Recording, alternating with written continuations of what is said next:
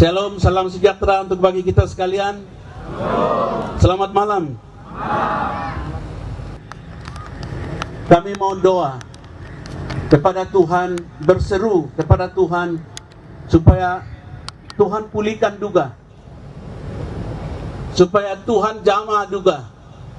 Tidak ada orang yang bisa menolong duga kecuali Tuhan Yesus.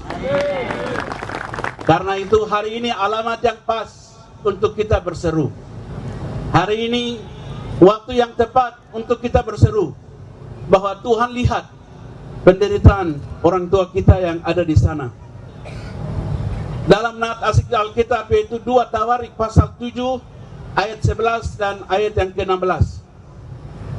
Saya akan membacakan ayat yang ke-15. Sekarang mataku terbuka, telingaku menaruh perhatian kepada doa dari tempat ini. Kehadiran Injil di tanah ini 5 Februari 1855 di Mangcinam.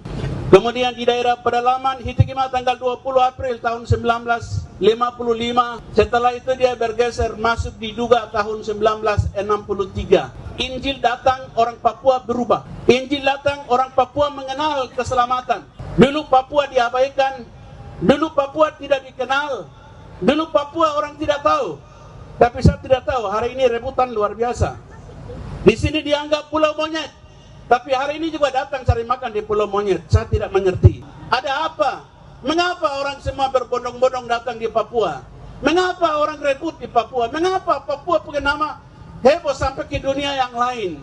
Bukan karena segala sesuatu. Papua nama terharu ke dunia yang lain. Hanya ada satu nama, yaitu Yesus Kristus yang ada di Papua ini. Karena itu hari ini kita perlu berdoa untuk Papua. Mengapa Papua harus berdoa? Karena Papua adalah rumah persembahan. Itu sudah terbukti. Hutan kami sudah dijual belikan habis. Tanah kami sudah dijual belikan habis. Air kami sudah dijual belikan habis. Ikan kami sudah dijual belikan habis. Burung-burung di udara sudah dijual belikan habis. Hak hidup orang Papua sudah dijual belikan habis. Hak politik orang Papua sudah dijual belikan habis. Bahkan Freeport dan sudah diberikan jual belikan habis. Dan semuanya habis, dikuras habis. Tapi satu yang tidak boleh jual belikanlah iman percaya kita di dalam Yesus Kristus adalah tidak boleh dijual belikan oleh siapapun.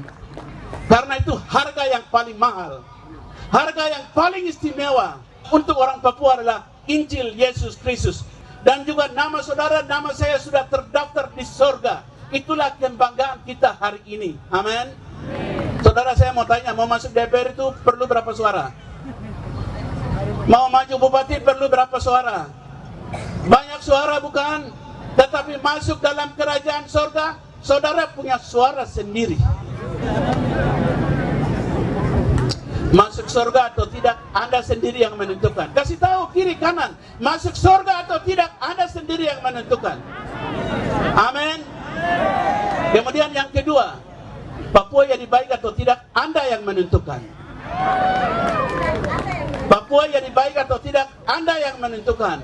Jangan minta orang jauh-jauh datang untuk menolong duga, tapi menolong duga bicara di atas, dia akan turun dan dia akan menolong dan menyelesaikan semua persoalan. Itulah harapan kita.